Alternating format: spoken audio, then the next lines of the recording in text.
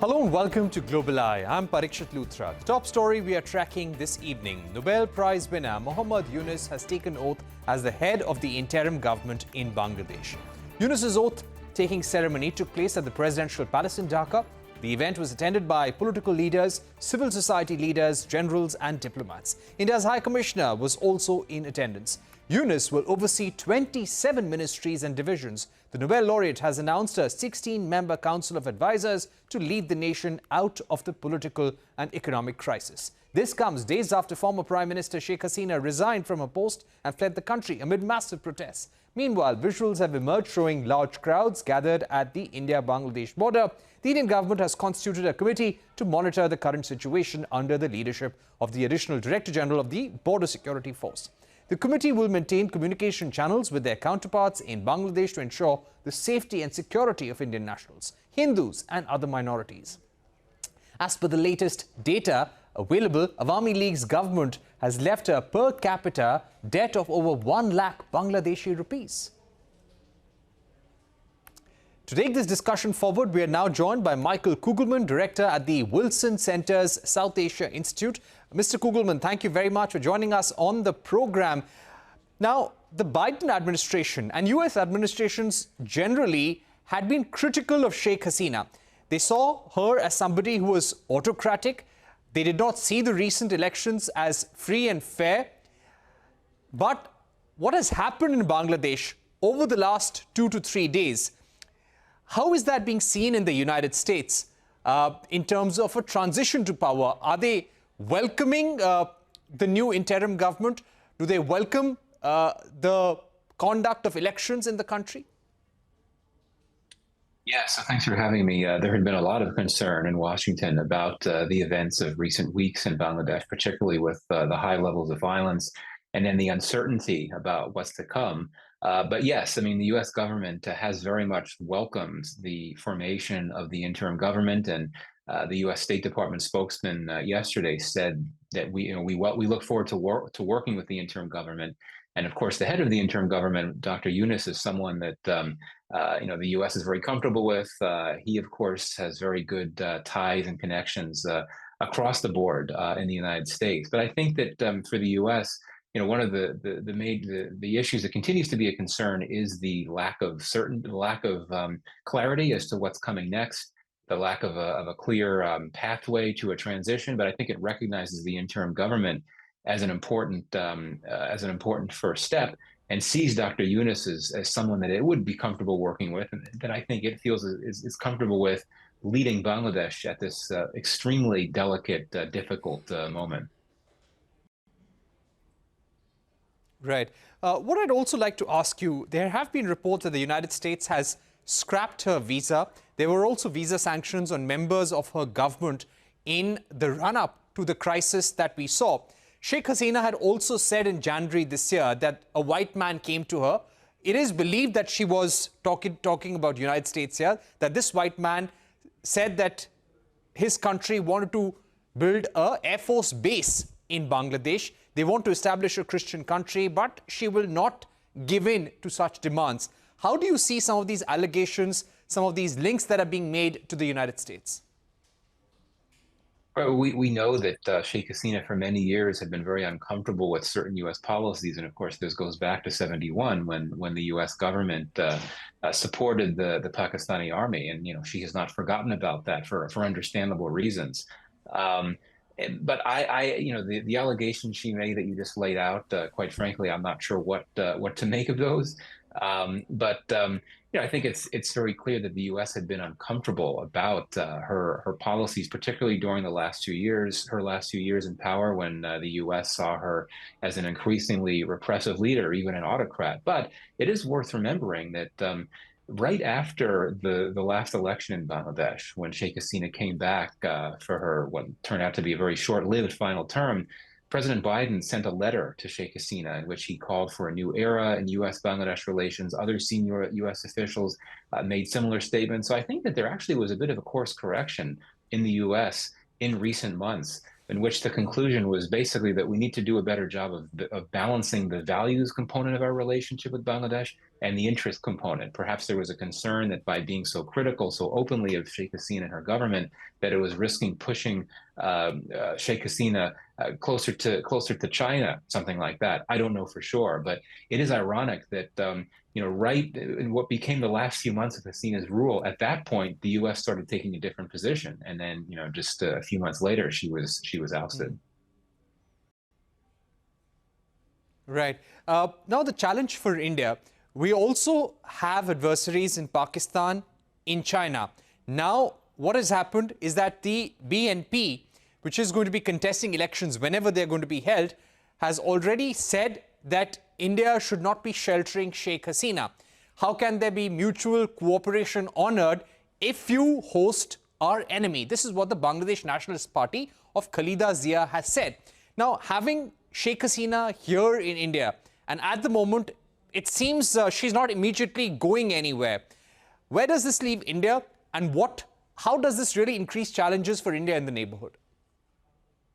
Yeah, India is clearly in a very tough spot because out of its friendship to Sheikh Hasina, it would not want to tell her she can't stay in India anymore. But I think that India needs to get things right with Bangladesh. It can't afford to lose Bangladesh, and I think for that reason, it actually has a strong interest in not keeping her in India that long. Maybe a few more days, maybe a few more weeks, but beyond that, I think that it would want to ensure that she could find somewhere to go for asylum. Just because, indeed, the longer she stays in India, the more the risk there is to India's ability to carefully cultivate some semblance of a workable relationship with the new dispensation in Bangladesh right now. Now, you know well that for many years, India had looked at Sheikh Hasina and her party as the best option for India politically, and it really did not have any desire or appetite for any political alternative to Sheikh Hasina and her party.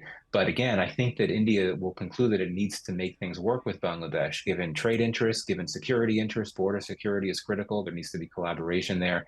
And also, I think India concludes that it would need to make sure that Bangladesh doesn't move so close to China that there's no hope for India. And I would also think that Bangladesh itself recognizes the need to work with India, even though you won't have an Awami League in power in Bangladesh.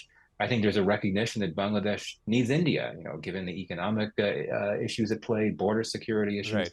There's so much. So in due course, I think it'll get easier for India. But right now, with all the uncertainty, it is in a very tough spot. All right. Thank you very much, Michael, for joining us on the program. Definitely a challenging situation for India as well. Let's see what happens vis-a-vis Bangladesh in the days to come. We're heading into a short break on the program, but coming up on the other side, in the run-up to the U.S. elections on November 5, Republican nominee Donald Trump and his rival Democrat nominee Kamala Harris will be participating in a debate on the 10th of September. A special conversation when we return.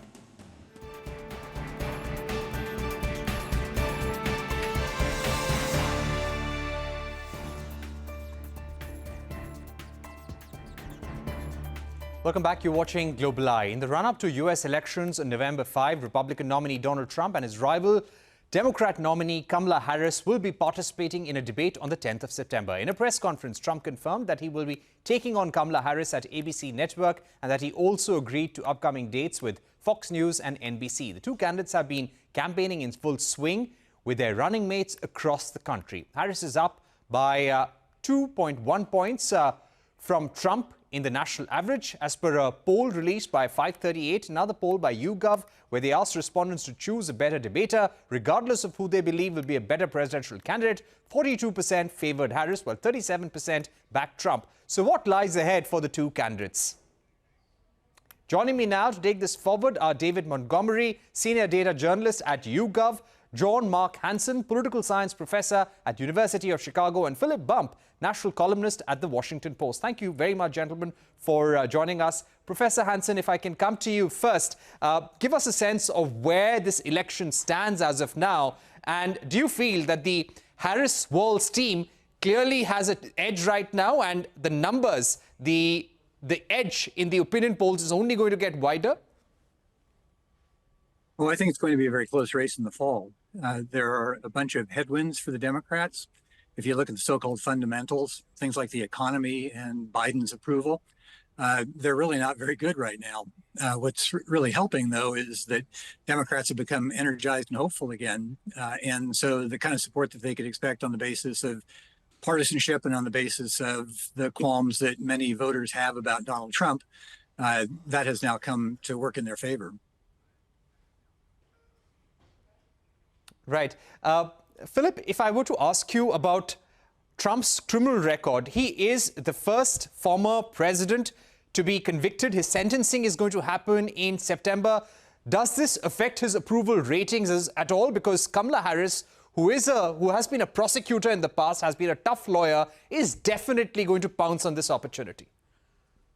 Yeah, I don't think it necessarily affects how Americans view him. It's baked in, as we say. It's already something that Americans have considered and incorporated into their views of Donald Trump. I think that it was very helpful to him in securing the Republican nomination when he first became indicted in New York early last year. It really helped cement his leadership in the Republican field. I don't think necessarily that it's going to do additional harm should that sentencing happen. Of course, the sentencing itself was already delayed. It's not clear it actually will happen prior to the election, so we'll have to wait and see. But this is something that people already incorporate into their views of Donald Trump. And if you are going to the polls in November, I think the odds that you are going to be influenced by his having been sentenced or not sentenced are fairly low. Of course, it depends on what the sentence might be. But, you know, this dynamic of Donald Trump as having been convicted of criminal charges, running against Kamala Harris as a former prosecutor, I think that's already fairly well understood. And I'd be surprised if it actually led to any significant change in the polls.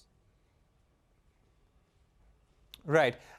David, coming to you, when it comes to the U.S. elections, it's finally those 6 or 7 swing states which really matter.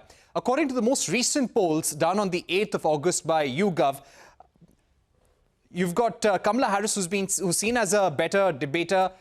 She's seen as a favorite among a large section of the voters who have been polled by you.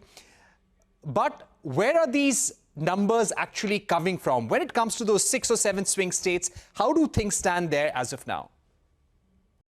Well, I think the short answer is that things are very close, both nationally and in the key swing states that will actually determine the election, with the Electoral College being the thing that determines the actual winner of the election. YouGov conducts mostly national polls, but our partner CBS News has done some modeling, and they project that the sort of 7 closest states, both in the Midwestern United States like Michigan, Pennsylvania, and Wisconsin, and in more southern states like Arizona and Georgia. All of these are very close within the margin of error. This is a very close election, and most Americans have already made up their minds and are firmly decided. There's only a relatively small percentage of Americans who are still genuinely up for grabs, and they'll be the ones who will determine the election either by who they support or if they decide to stay home. Right. Professor Hansen, now, these small section of undecided Americans which are up for grabs, would you say these are new voters, younger voters, who have an independent mind right now, who could swing either side? How many would those be? And both sides are trying to appeal to them. You've got Trump, who's chosen J.D. Vance, trying to portray him as somebody who's risen from the working class, risen from poverty, went to Yale Law School. On the other hand, you have Kamala Harris, who's picked someone like Tim Walz, who's got a military background, who was a school teacher, a football coach, to appeal to the young American. Which side do you think will appeal to young Americans, new voters the most? It's awfully hard to say. In general, younger voters have been trending in the Democratic direction for a couple of generations now. There was some evidence that perhaps things had swung back a little bit toward the Republicans. But Kamala Harris seems to have energized younger voters to a significant degree, too. They were the ones who were, I think, most concerned about the Biden candidacy. And by sort of taking Biden's age and ability off of the table as an issue, that I think has helped on the Democratic side.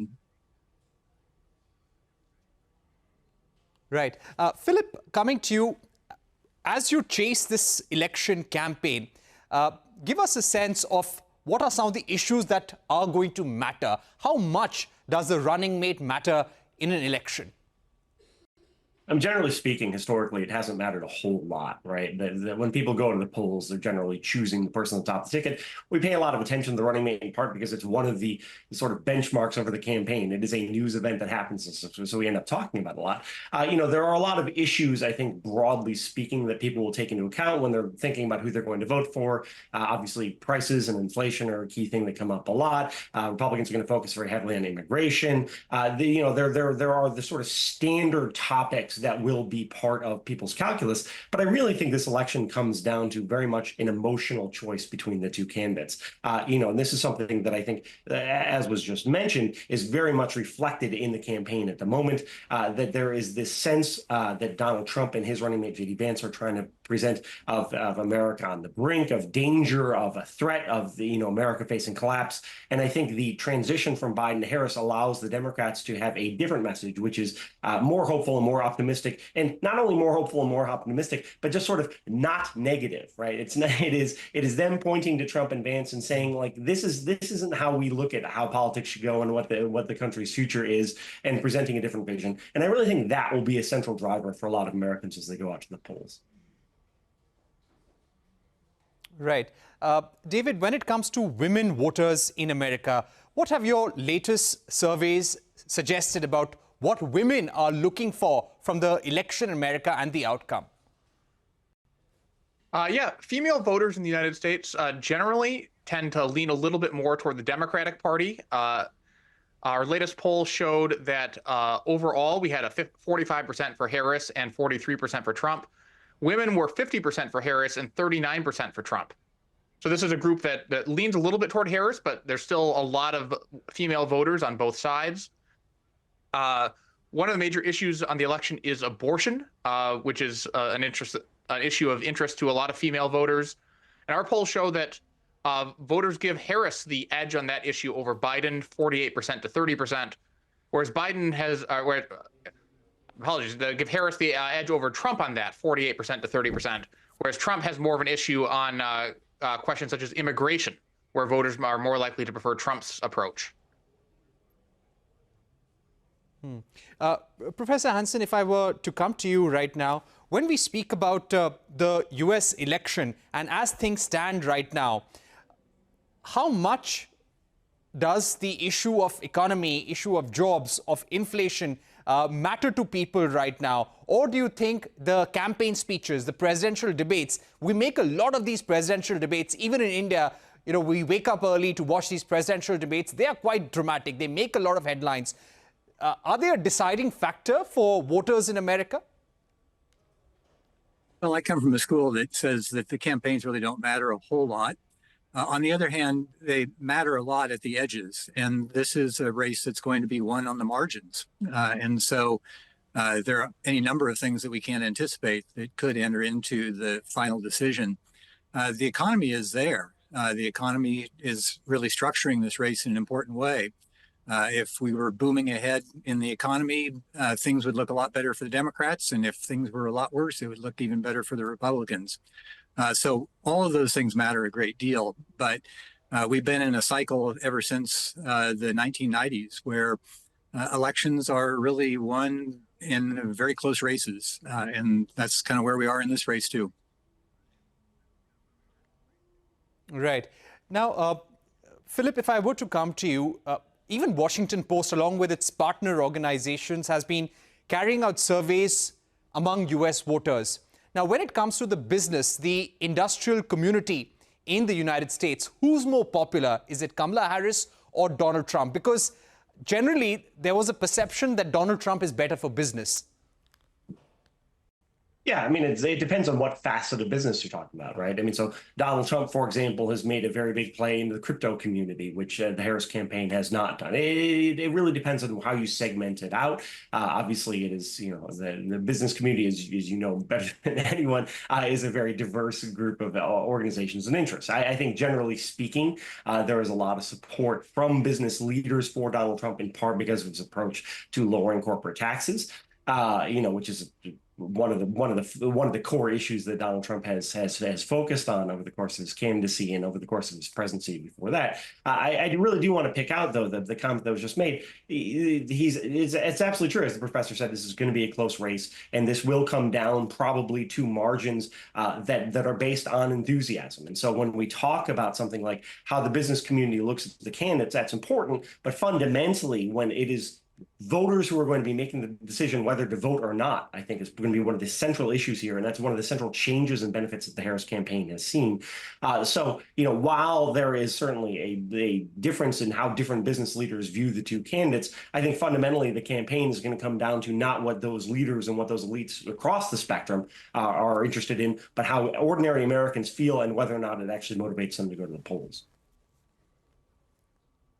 Right. Professor Hanson, my final question to you, irrespective of whether it is Donald Trump or Kamala Harris, do you agree that the United States is at a crossroads where the international prestige and leadership of America is at stake with the crisis that we're seeing in the Middle East, with the crisis that we're seeing in Europe? Do you think these will be challenges that the next president will have to deal with? If you had to sum up the challenges for the next president, what would those be?